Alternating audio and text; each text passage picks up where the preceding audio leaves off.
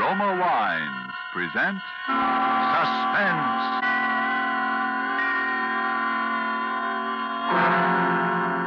Roma Wines, made in California for enjoyment throughout the world. Salud. Your health, senor. Roma Wines toast the world. The wine for your table is Roma Wine, made in California for enjoyment throughout the world. This is the Man in Black, here to introduce this weekly half hour of Suspense. Tonight from Hollywood, we bring you as star Mr. Alan Ladd. In the character Mr. Ladd assumes with us tonight, he reveals the thoughts and through them the dramatic story of a young man on trial for the crime of murder. But before we take you to the scene of our drama, let's imagine ourselves for a moment in flower-garlanded Bermuda. We are seated on the terrace of the exclusive Coral Beach and Tennis Club. At the next table, a party of Bermudians and Americans are taking turns, each paying compliments to the delights of the other's native land. An American has just praised the famed Easter lilies of Bermuda. Then a Bermudian tops him with something like this. Among great American delights, he says, one of my favorites is right here on our table. It's this splendid wine we're all enjoying. Bermuda imports it from the justly renowned wine districts of California. It is your internationally esteemed Roma wine. Yes, and Americans themselves have certainly not overlooked the great and enjoyable qualities of these fine Roma wines. Proof is, Roma wines are America's largest selling wines. Such outstanding popularity must mean here are wines that are more taste-delighting, more satisfying in their richness and fine wine quality. Yet with all that as your reward for specifying Roma wines, you'll be amazed and delighted to hear your dealer say, Roma wines cost only pennies a glass. That's because here in America, you pay no high import duty or long voyage shipping charges for these fine Roma California wines. So why put off this taste treat another day? Be sure to ask for R-O-M-A, Roma wines, made in California for enjoyment throughout the world. And now with the defense rests, and with the performance of our star, Alan Ladd, as defendant Robert Tasker, supported by John McIntyre as the noted criminal lawyer Max Kraiger, we again hope to keep you in suspense.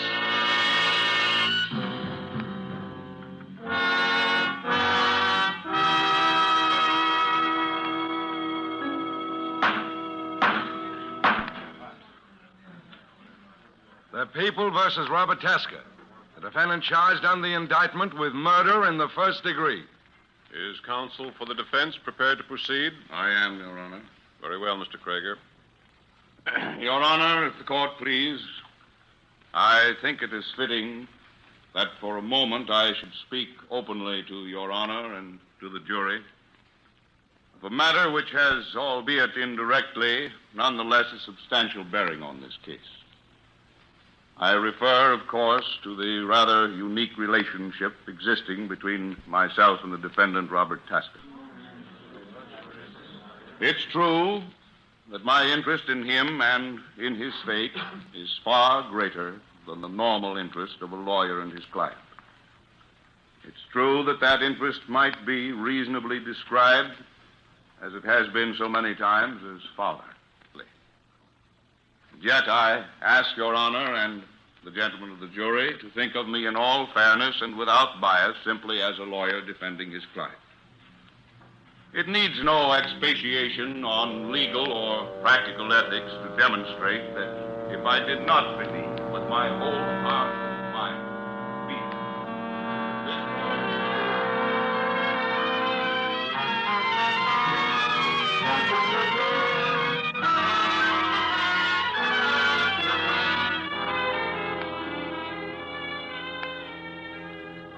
My name is Robert Tasker. I am sitting in a courtroom on trial for murder. As Mr. Kraiger, my lawyer, stands there now, telling the judge and the jury about me and about him, I can't help thinking that if it weren't for him, I wouldn't be here today. And thinking what irony it is, too. Because Mr. Kraiger is the only friend I've ever had in the world. I am an ex-con. My sentence was for 10 years. After I'd been there about a year, I began to write just short stories, little things. I had lots of time. Finally, I sent one to a magazine, and they published it. Mr. Kraiger happened to read it. He wrote to me. Then he came to see me. He remembered my case. He said he'd try to help me. Then one day, I was called to the warden's office.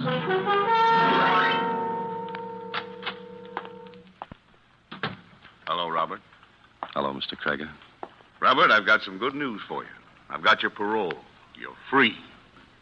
Well, you're happy? Sure, it's just that I still don't quite believe it. It's official, Tasker. Here are your papers. Papers. That'll make everything easy, won't it?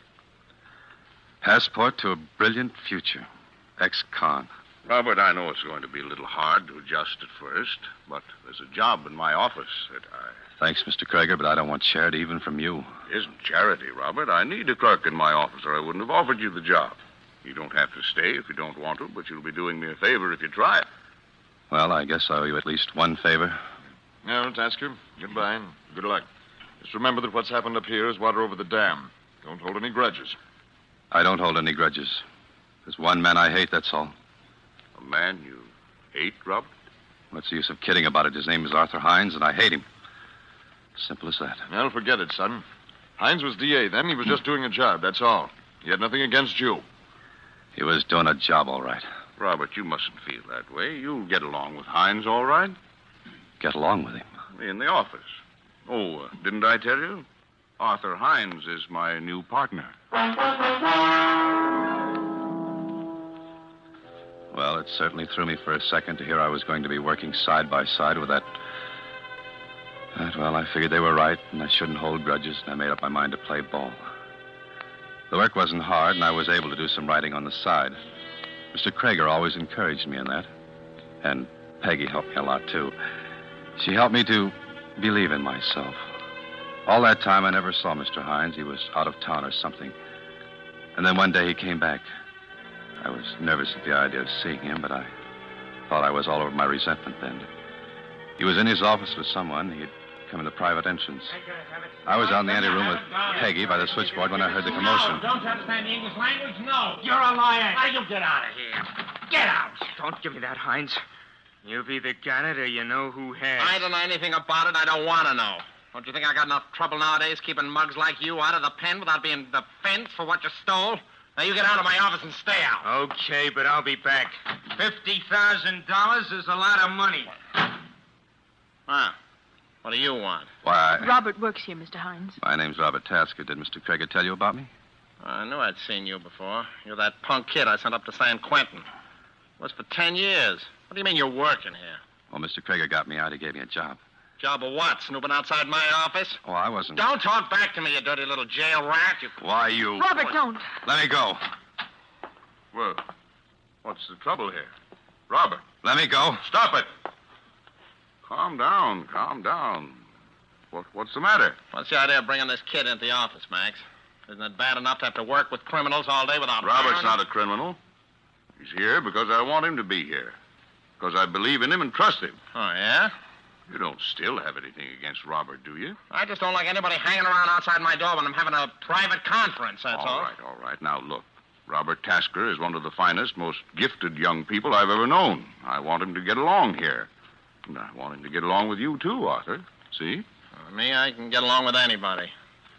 Well, I gotta be in court. Wait a minute. Now, shake hands, both of you, will you? Well, anything to keep peace in the family. That's fine. Everything forgotten. Start off on a clean slate, right? Sure. Well, I'll see you later in the afternoon, Max. Oh, Robert, come into my office for a minute, will you? Sure. My boy, I'm terribly sorry. I don't know how to begin to apologize. Oh, why should you apologize? Oh, it was all my fault. I don't know how I could have been stupid enough not to tell him beforehand, for both your sakes. I know, but I just don't like him, and he doesn't like me. No, Robert, you're wrong there. It's just that things have been happening lately to upset him, like this fellow Marvin and his $50,000. You know about that? Well, Robert, you know we have to deal with some peculiar people in this business. There's a poor fellow who's been in prison himself for the last 5 years. He had quite a lot of money when he went in. Oh, he stole it, I guess. Oh, he thinks Hines hijacked it on him, huh? If he ever really had it. He says he left it with a pal of his. Later, the pal was killed in a gunfight. Gallucci, you remember the case. Yeah, I remember something about it. Anyway, just before he died, he told somebody he'd left the money with Hines. That's how the story goes. But you know how these things travel on the grapevine. It's all nonsense, of course. That guy meant business just the same. That probably explains the whole thing. Hines is a little scared. But don't let it worry you, Robert. You will stay, won't you? Believe me, it's for the best. Well, I've got to trust somebody, I guess. Well, trust me, Robert. I've never given you a bum steer, have I? No. Okay. That's the spirit. And any other little troubles, you just bring them to me, see? Thanks. Well, I guess I'd better relieve Peggy on the board. Keep your chin up, kid. Sure. Sorry I kept you waiting, Peggy. That's all right. Hey, Peggy, what's the matter? Shh, please. Don't say anything. But, Peggy, what is it? Robert, I'm scared. Of what, Hines? Don't be silly. No, it's not him. Well, what is it? Robert, I shouldn't, but I've got to tell someone. Well, sure you have. Come on, take it easy now. What is it? Well, I've never told anyone before. Neither Mr. Hines nor Mr. Kraiger know. I'd die if they did. You wouldn't tell anyone, would you? Of course I won't. Come on, spill it. You saw that man who was in here, who was arguing with Mr. Hines about the $50,000. Yeah. Well, it's true. There is $50,000 somewhere. Yeah? Well, how do you know all this? I know, and I'm scared. Robert, he's a killer. That guy? Well, I wouldn't be surprised, but how do you know? Because he's my own brother.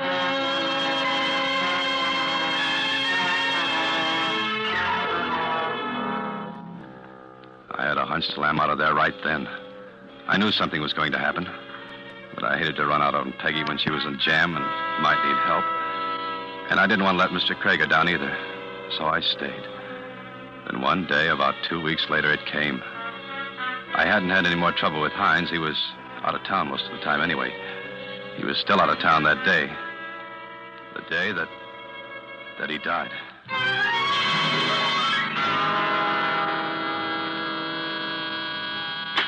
Kraiger and Hines. I'm sorry he's out of town. You might try later this afternoon. Yes, I'll tell Mr. Hines. Say, Peggy. Uh-huh. Do you know when Mr. Kraiger will be in? No, he didn't say. He's still over in the court on... Harry. Where is he? Who? You know who, Hines. Oh, Harry, I told you not to come. I begged you not to. Sure. Always a little pal. Always a little... Hey, wait a minute. What does this guy know? I told him that you were my brother. But nobody else knows him. Yeah, sure, okay. What do I care? I only care about one thing. Harry, you promised you wouldn't come up here. Where's Hines? I don't know. He's out. Well, then I'll wait till he comes back. Harry, you must... I'm staying. I'll get it out of him. Harry, your sister said you should leave. Keep out of this, punk. I don't like that word, pal. Robert, listen. Will you watch the board for a few minutes? Sure. It's lunchtime anyway. Harry, I've got some things I want to talk over with you, privately. Yeah?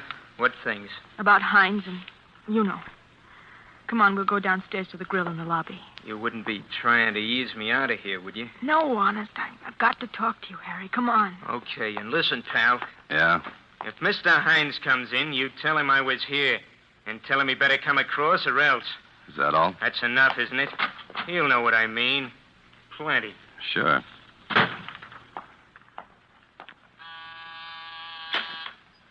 Kraiger and Hines. Hello, Robert. This is Max Kraiger. Oh, yes, Mr. Kraiger.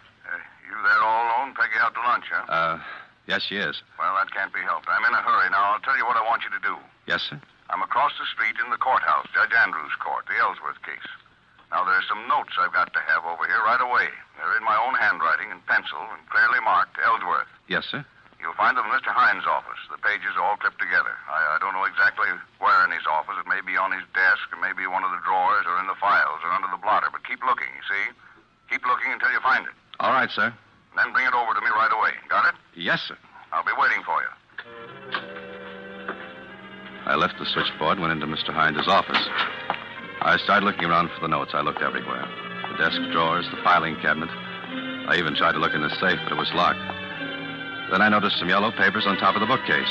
I reached up and took them down. I was standing there with my back to the private entrance, looking the papers over to be sure that they were right ones when...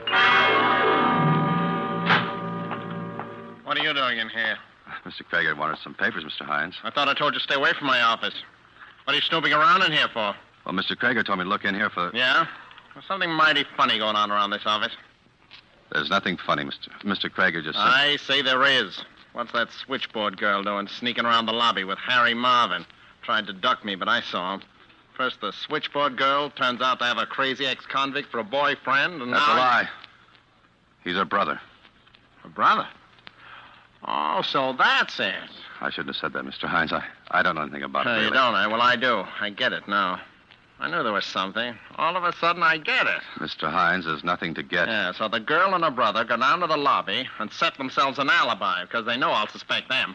And then they get you to do their dirty work for a nice fat cut, I suppose. That's what you think. Please, Mr. Hines, don't talk that way. Well, you didn't find it, did you? And you won't. Now get out of here, you little punk, before I... I said don't talk that way. Oh, you dirty, thieving little stirbuck. I told you not to talk that way.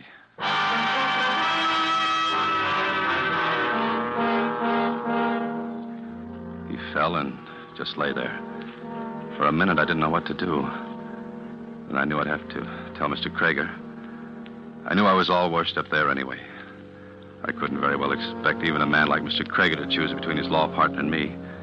And I couldn't stay in the same office with Mr. Hines after what had happened.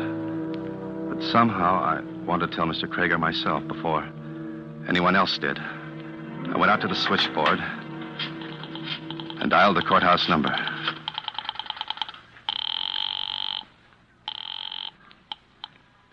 Judge Andrews' court, Johnson speaking. I want to speak to Mr. Max Kraiger. This is office calling, please. Well, I don't see him around here right now. The court's in recess. I know, but try to locate him, will you? It's important. Okay, hold the line. I sat there waiting for them to find Mr. Kraiger. And all of a sudden, I remembered the papers he wanted. I cut off the call on the switchboard. I had to take the papers over to him anyway, and I thought I might as well go over and give him the papers and tell him what had happened and get it over with. I was starting for the front door of the office. Then I heard a sound from Mr. Hines' office behind me. At first, I thought he was just coming to, and I kept going. Then something sort of clicked in my mind, and I stopped. The sound hadn't seemed quite right for a man just coming to. I listened, but I didn't hear anything more. And that didn't seem quite natural either. I went back and opened the door to Mr. Hines' office. He was lying there just as I had left him, and if there was something different. I went over and looked at him more closely. His face was a terrible gray. I touched his wrist, feeling for his pulse.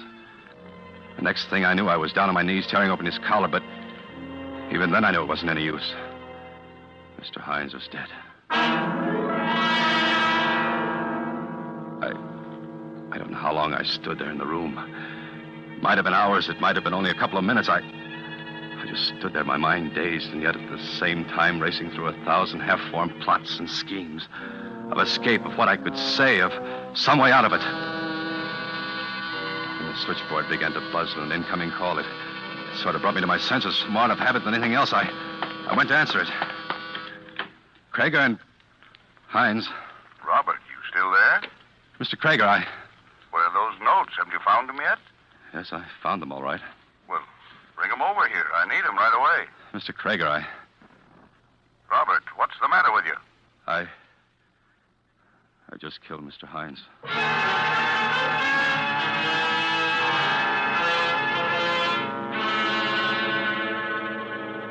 You're just making it hard for yourself, Tasker. I've told you what happened. In a pig's eye you have. Well, I don't have to talk if I don't want to. Oh, no? I'm waiting for Mr. Kraiger. I told you that. Kraiger, what do you think he's going to do for you? I don't know. Well, I do. He's going to see that you burn. That's what he's going to do for you. Maybe. What do you expect? You kill a man's law partner right in his own office. You think he's going to help you? Are you crazy? Well, he told him he'd come down. Sure, of course he'll come down to give evidence against you. Now, listen, Tasker. You give a full confession, we may be able to get you a break. All right. Mr. Kraiger's outside, Captain. He wants to see you. Sure. Send him in. Okay, Mr. Kraiger. Thank you. Hi, boys. Hey, Mr. Kraiger. Hello, Robert. Hello, Mr. Kraiger. I've been treating you all right? Pretty good. Fine. I don't like to have my people treated roughly. You what? You heard me, Captain, and while you're at it, you might as well take those handcuffs off of him. Because from this moment, he's out on bond, released in my custody. I've got the papers right here. Say, are you crazy? Certainly not. I simply don't believe the boy did it, that's all. Well, I'll be... All right, Hawkshaw.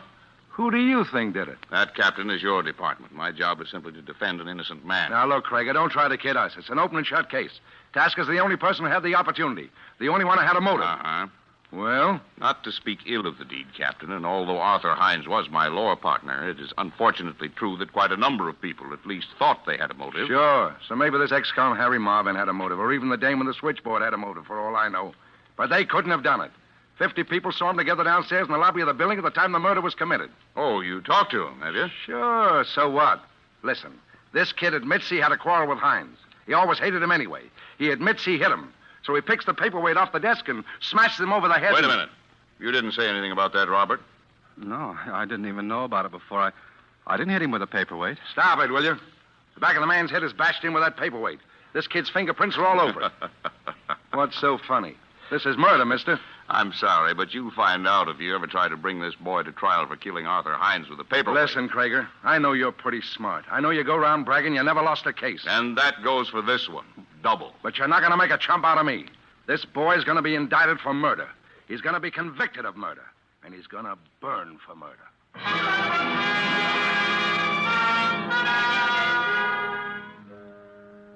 Indicted, convicted, burned. 3 promises. And the first one's already happened. The second one, well, even I can see we don't stand much chance. And the third one, well, I just try not to think about it. There's Mr. Kraiger up before that jury, acting as though it was an absolute certainty that I'd be cleared, pleading for me as though I were the only guy in the world. Because, well, that's the kind of a man he is.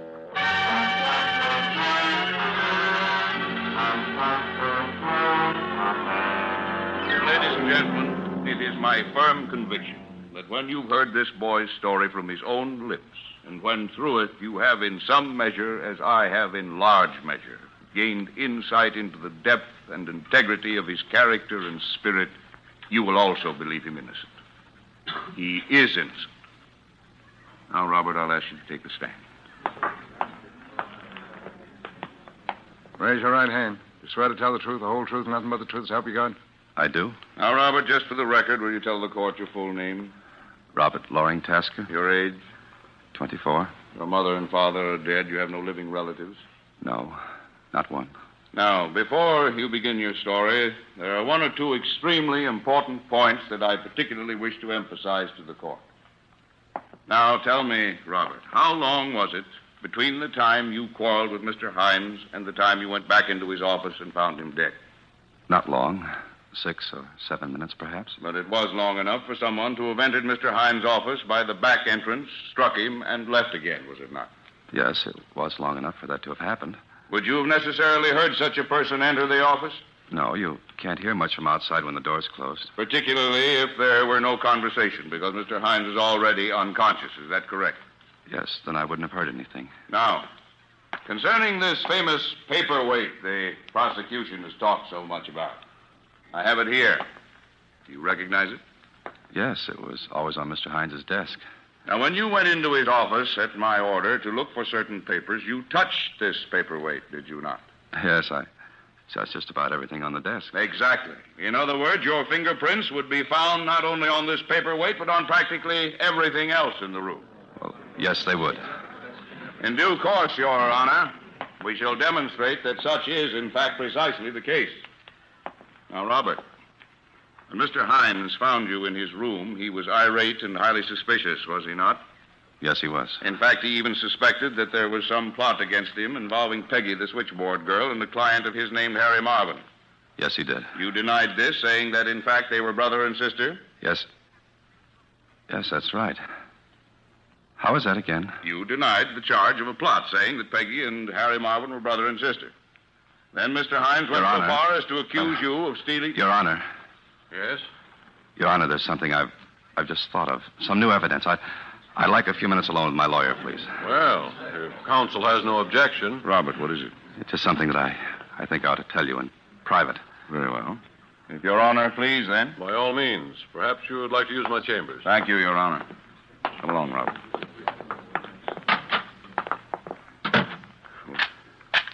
Well, you didn't have to lock the door, Robert.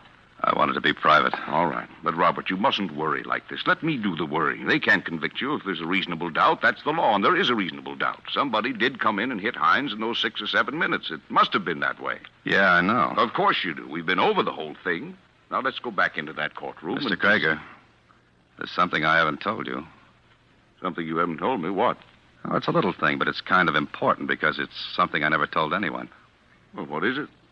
I never told anyone that Peggy was Harry Marvin's sister, except Mr. Hines, by mistake. And he's dead. Well, now, Robert, don't you think that's a little trivial to be... No, because you know about it. You just said so in the courtroom.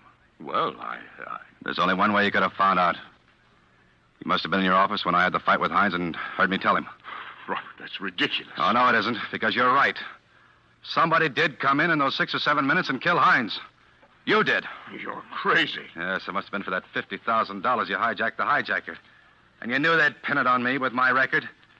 Maybe that's why you got me out of the pen in the first place. It is, isn't it? Well, I'm not going to stay here and listen to any such Oh, yes, you are, because I'm going to get the truth out of you right now. You planned it that way, didn't you? You sent me into Hines' office that day, and you probably sent him. And you figured you were such a hot lawyer that might even get me off with 20 years or so. To ease your dirty conscience, didn't you?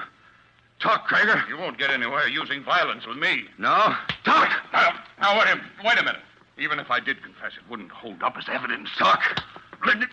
Listen. Don't. Listen. We'll postpone the trial. I can get you out of the country. I'll give you money. That's all I wanted to know. Talk! No, don't. You did it, didn't you? You killed him. That's where you were when I phoned you at court, and they could find you, weren't you? You were killing Hines, weren't you? Yes, I did it. I killed him. Okay. I guess we can unlock the door now. What's going on? Grab him. He's crazy. He attacked me. So I gather. He even accused me of murder. Yes, I heard him. Tell me, Kraiger, where were you when this boy phoned you here at court? When they couldn't find you? Yeah, why? As a matter of fact, I was right here, right in this very room. I had some work to do. I wanted privacy. Your court was in recess. You were out of town. Yes, I know. But there's something you don't know. Hey, what? On the day of the murder, the floor of this room was being repainted. And the paint, Mr. Kraiger, was quite wet. Your Honor, the defense rests.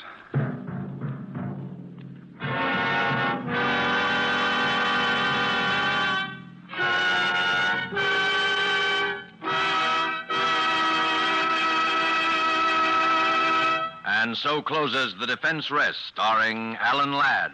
Tonight's tale of Suspense. Alan Ladd appeared through the courtesy of Paramount Pictures, producers of Lady in the Dark. John McIntyre played lawyer Max Kraiger. Before Mr. Ladd returns to our microphone, here is a definition of yourself that may interest you. Connoisseur, one competent to act as a critical judge of an art or in a matter of taste. That's what Webster says. So that makes you a wine connoisseur, because certainly you are competent to act as a critical judge of a wine's taste. Matter of fact, all you have to know to be a true wine connoisseur in the opinion of your friends and guests is a single word. Roma. R-O-M-A. To get the proof, make your own taste test of the tangy, appetizing Roma Sherry, the hearty, satisfying Roma Burgundy, the heavier, sweeter Roma Port, or any of the many different, delicious Roma California wines. If your favorite dealer is temporarily out of the kind of Roma wine you prefer, ask for it again, please. Just be sure to say R-O-M-A, Roma Wines, made in California for enjoyment throughout the world. This is Alan Ladd. It was a pleasure to make another appearance on this program, which is a great favorite of mine. Next week, they tell me Laird Krieger will be your star, and I know you'll want to be listening, because I certainly will. Good night. Suspense is produced and directed by William Spear. Tonight's play was written by Roland Brown and Robert L. Richards. Don't forget, then, next Thursday for Laird Kraiger in Suspense. Presented by Roma Wines, R-O-M-A, made in California for enjoyment throughout the world. This is CBS, the Columbia Broadcasting System.